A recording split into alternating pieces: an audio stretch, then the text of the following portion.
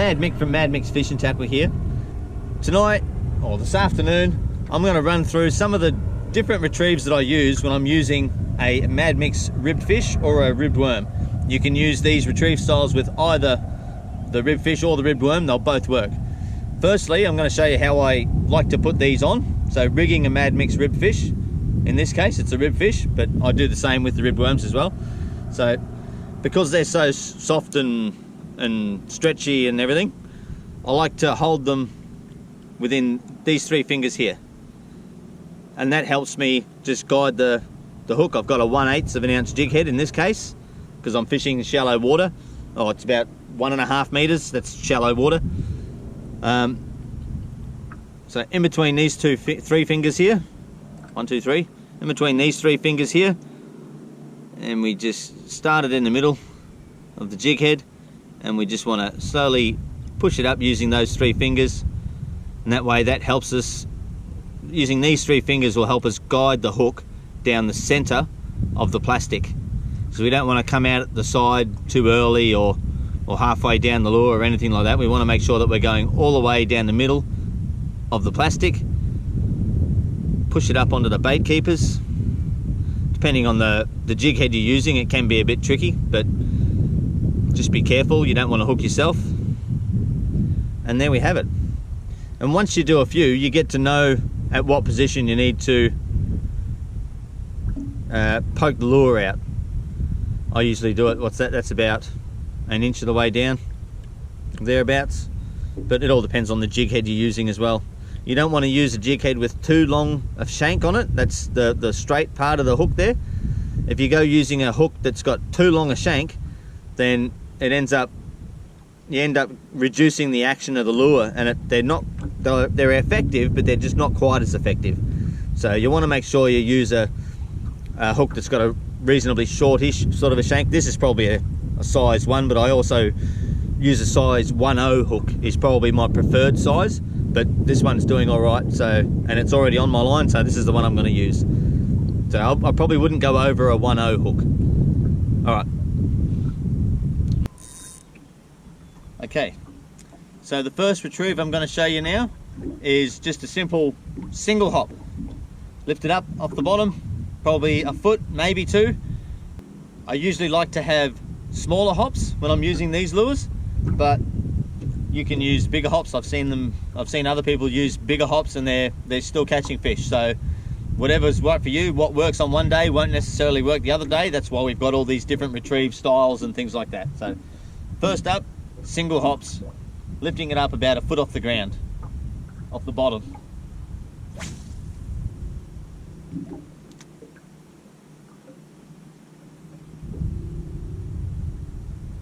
So we wait for that to hit the bottom.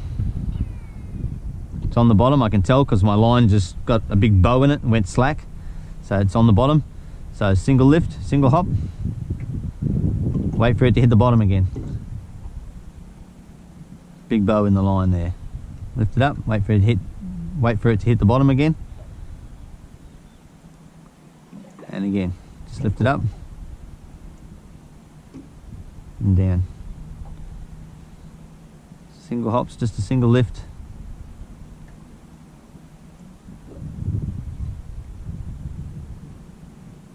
That was a smaller hop. Little ones, big ones, little ones, you can mix it up. Just wind up that slack. I'll probably start winding before I do the lift, and that way I know that I'm in contact with the lure, so I wind up that slack and then do the lift. Show you that. It's on the bottom. I'll wind up that bit of slack and then lift. It's on the bottom. Wind up that slack and lift. And you want to make sure, it doesn't matter which retrieve you're doing, you want to make sure that you continue that retrieve all the way up to the side of the boat, because I've had even Flathead hit it right beside the boat and even come up and hit it as you're about to take it out of the water. So make sure that you retrieve it all the way to the end, because you never know. Okay, so we've got the single hop. Then we've also got the double hop. Well, single hop, double hop, 1, 2. So you lift it up and then you lift it up a little bit more, drop it back down to the bottom, 1, 2, drop it back down to the bottom, 1, 2, drop it back down to the bottom, like this.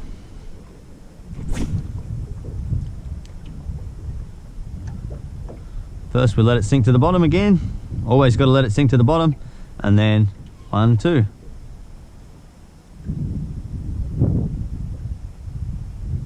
1, 2.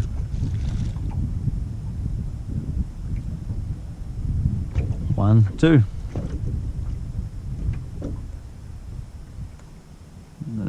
Go back down to the bottom. 1, 2. 1, 2. Now when you do that first lift, if you feel some weight there, don't drop it and do the second lift, because as soon as you take that pressure off to do the second lift, you sort of up, the fish will be gone. So if you do that, lift it up to do that first lift and you feel weight, strike, keep that pressure on, because otherwise you'll end up losing a fish.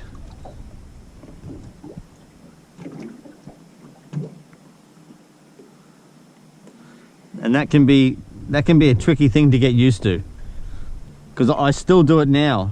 I still just lift up the rod for the first lift and just take that pressure off for the second. Take that pressure off for a second to do the second lift, and next minute fish is gone.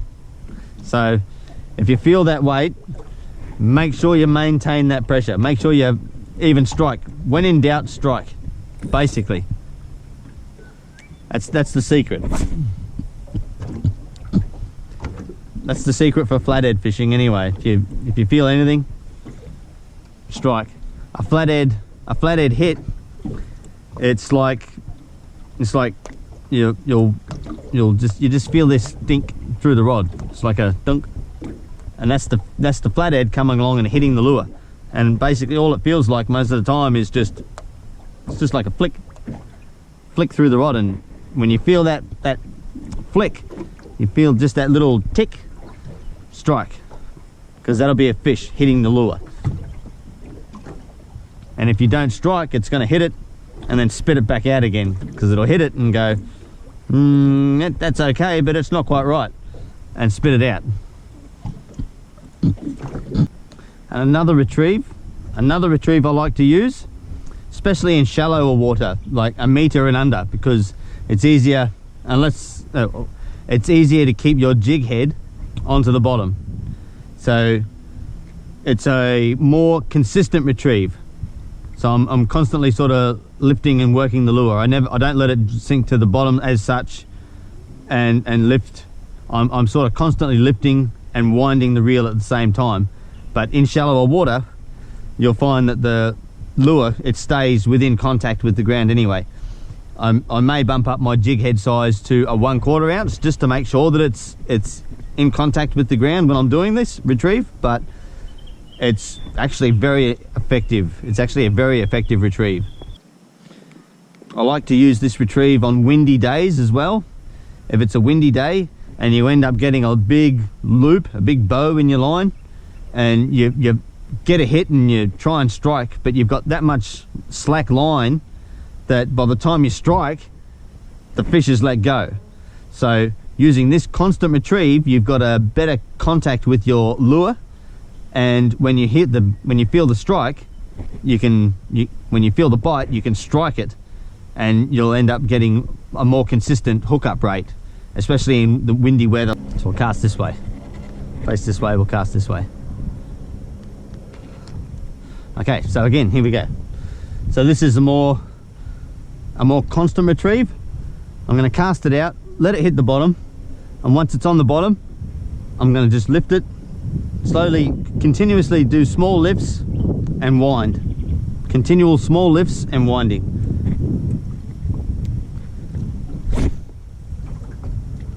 There you go, it's on the bottom, or it's in the water, it's sinking down.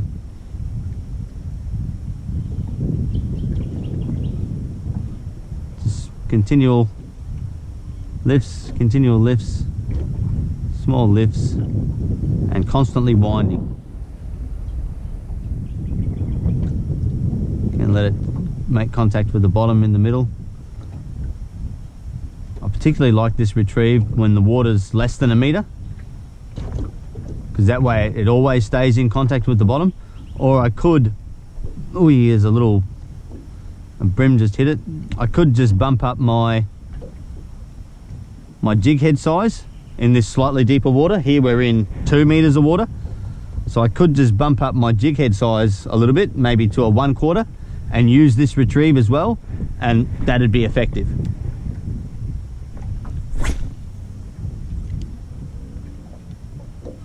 So I'll let it sink to the bottom again. We'll try that one again since we got a little touch. It's on the bottom. I got a bow in my line. All right.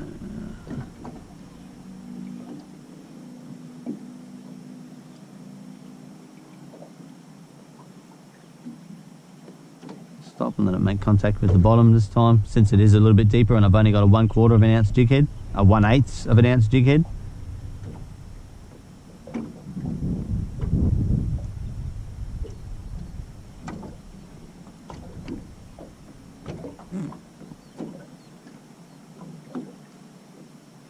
I could also try casting, more weed.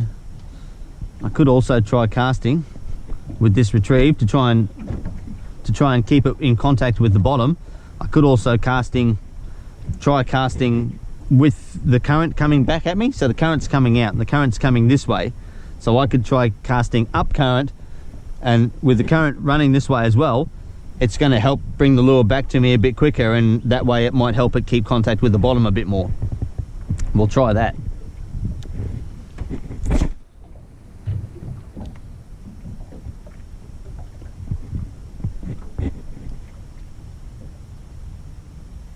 On the bottom.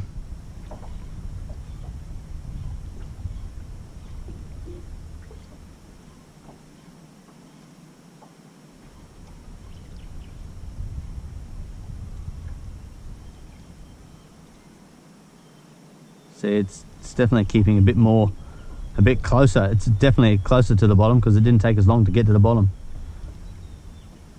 This time it did. There must be a bit of a drop off there.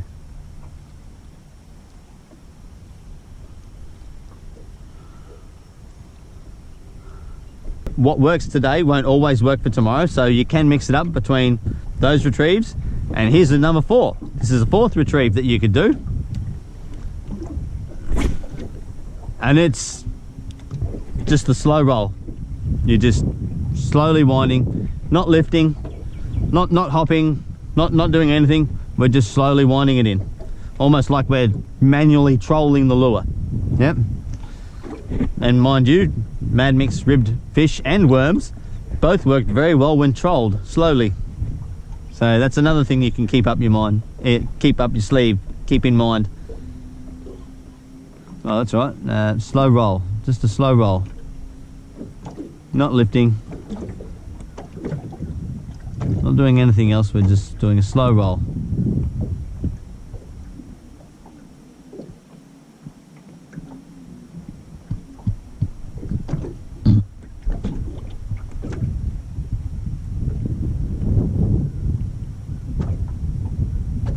Nice ducks.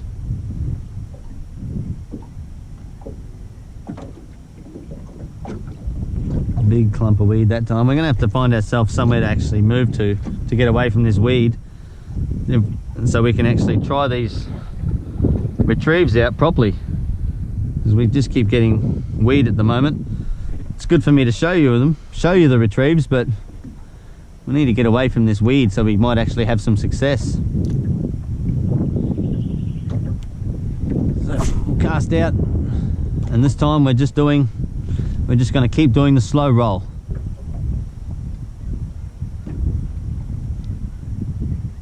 It's on the bottom. Always got to make sure it's on the bottom, no matter which retrieve, remember. Always let it get to the bottom, and then slow wind.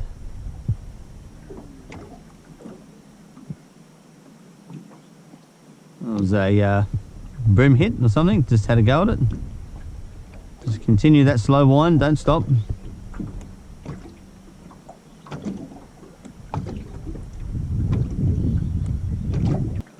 So that's the slow roll. There's also another one, number 5. This one is often called the burn and kill.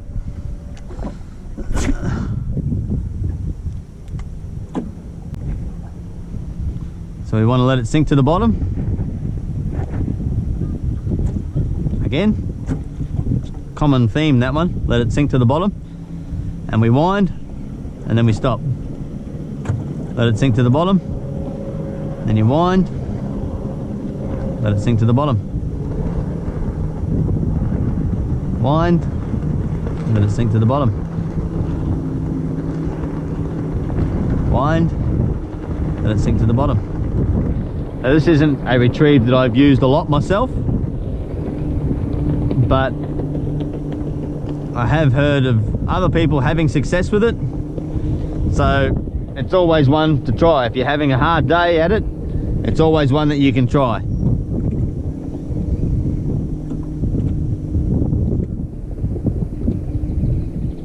On the bottom, burn and kill. The burn is the winding, and the kill is just when you let it sink to the bottom, like a dead fish. Burn, kill. You don't have to go crazy with your winds, just do 4 or 5 winds, something like that. Depending on the retrieve ratio of your reel, you might not have to do that many, but just stick to 4 or 5. It's nice and easy to remember. You don't have to get technical with it.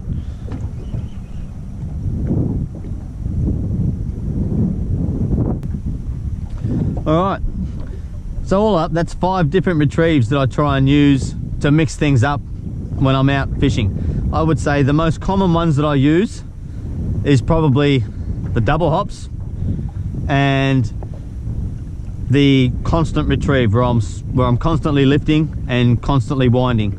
Like I said, that one I really love when it's shallower water, down say below a meter or a meter. And I've had great success with that one and both the double hops. I do like the single hops as well. I will throw in a few single hops. Sometimes I'll do double hops and a single hops in the one retrieve. I mean, it's all up to you. There's no real rules as to what you do. So whatever's going to work for you on the day, whatever you feel comfortable doing is what you're going to do. So mix it up between those styles of retrieve, try them all. You'll work out your own sort of method that you'll find that works for you, and once you do that, then you know, having that confidence, that's when you'll start catching fish as well. All right, let's try and catch some fish using these retrieves now. Let's go somewhere, get away from this weed, and see if we can actually turn some of this stuff that we've just learnt into a flathead.